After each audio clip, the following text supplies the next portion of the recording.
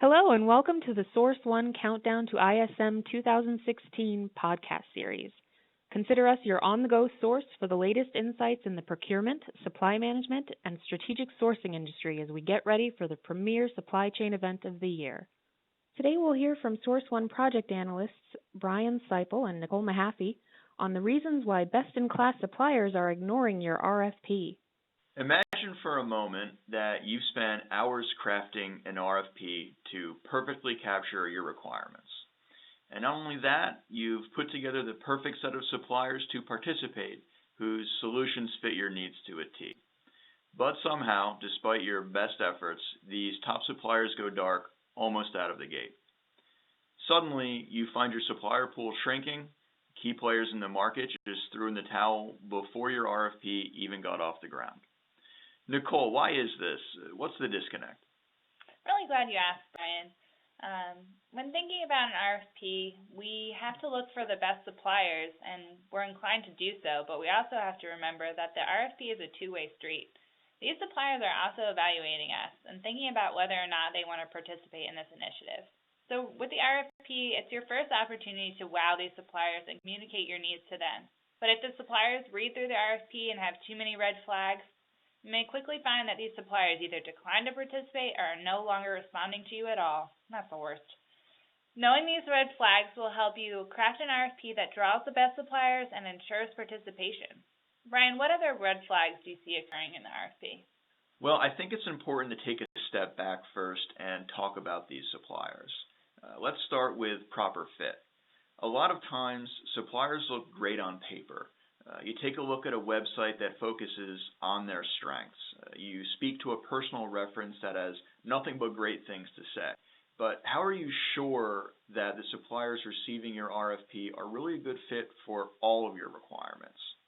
Discovering suppliers fit all but a few critical needs late in the game will be a huge time waster. So consider arranging for a quick conference call with any suppliers you haven't worked with before, really as a measure twice, cut once vetting process. Not only will this help you identify partial or all-out bad fits, you'll be able to establish a good level of rapport early on. All right, so getting off topic for a quick moment. Brian, have you ever asked someone to be your significant other without really getting to know them first? I can definitely see that working out very badly. Well, just like you wouldn't enter into a relationship without getting to know someone first, the same concept applies to building a relationship with suppliers. They aren't going to make it Facebook official with you, so to speak, if you don't build trust with them first. Participants know that they're going to run up against incumbents in the initiative, and they want to know that you're evaluating them holistically and not solely on price. Just like you would spend time getting to know a significant other, before distributing the RFP, you need to know your participants. Know what makes them tick, why they're excited to enter this relationship, and to participate in your initiative. Okay, so now we have suppliers fully vetted and raring to go. So let's consider some red flags that may be sitting in your RFP documents. What do you think?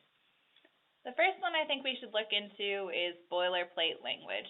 Any supplier who has been in business for even a short amount of time can spot out this boilerplate language. Boilerplate language creates the appearance of quickly thrown together work, and suppliers won't want to spend a large amount of resources creating a thought-out response to an RFP when they don't think that much thought went into developing it at all. Unless the boilerplate is needed to fulfill certain legal requirements, get rid of it. Right, and with that space we make, let's make sure we go back and add in some valuable detail.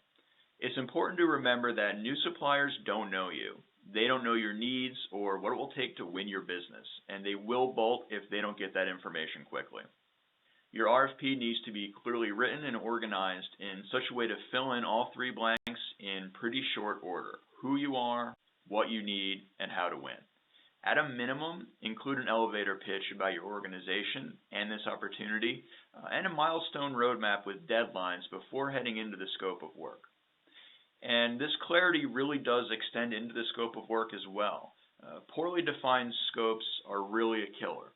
You know all about your organization and you know what you're looking for in a sourcing initiative, but being so close to it means that you'll naturally gloss over fine details. The more familiar a stakeholder is with an initiative, the less likely they'll be able to reconcile an outsider's very often limited point of view. I would say bring on a resource within your company, one who's not familiar with the project, and have them read over the draft to help point out any blind spots in their understanding.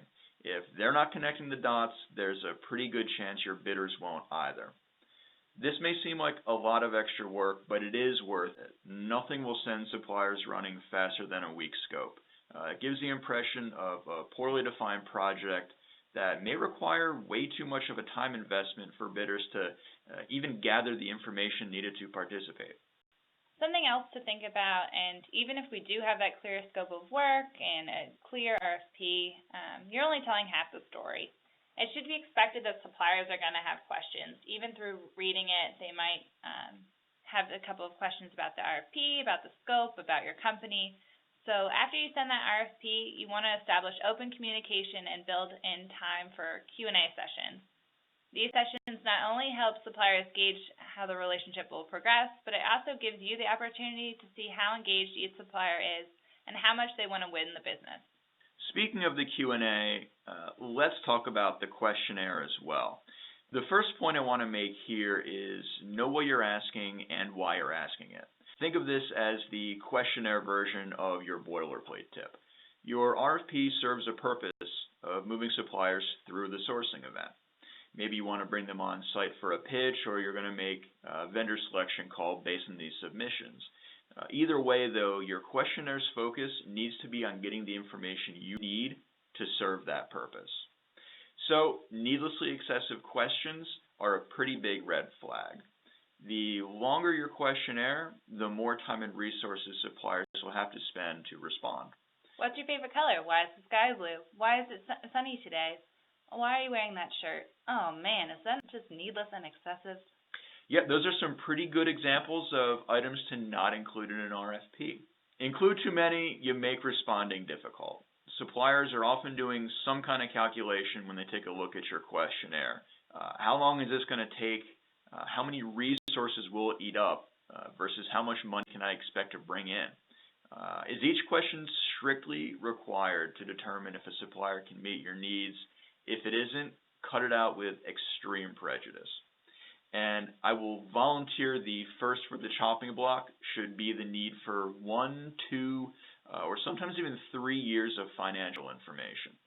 I'll put a caveat on this one for any companies that really need them, but if you don't actually intend on examining them and aren't compelled to collect them, think about cutting them out.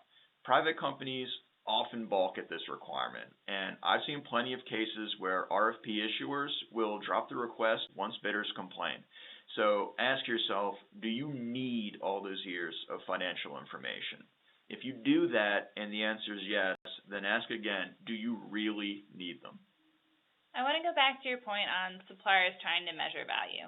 A complaint I often hear is a lack of budget. I understand wanting to keep this information under the strictest amount of confidence, but from a bidder's position, it can make responding a tough call. I find giving a range will help suppliers understand potential value without hurting your chances on negotiating a good rate later on. For example, giving a range from $50,000 to $100,000 leaves room for the bidders to compete, but also helps guarantee to the bidders that you aren't expecting $10,000 for a substantial amount of work. All right, so there you have it. I think a key takeaway for me is to remember that an RFP is really a two-way street. Just as suppliers are trying to win your business, you need to ensure they see the value in doing so. I really hope we can make it Facebook official with these suppliers, and hopefully you get to really develop a relationship with them, clear away those red flags, and ensure a smooth RFP process. Thanks for tuning in to the Source One Countdown to ISM2016 Podcast Series. Remember to visit us online at www.sourceoneinc.com. For more insights from our strategic sourcing and procurement experts, check out our blog at www.strategicsorcerer.com. Want to provide us feedback? Have an idea for another podcast? Let us know by emailing us at prrequest@sourceoneinc.com. Thanks for listening.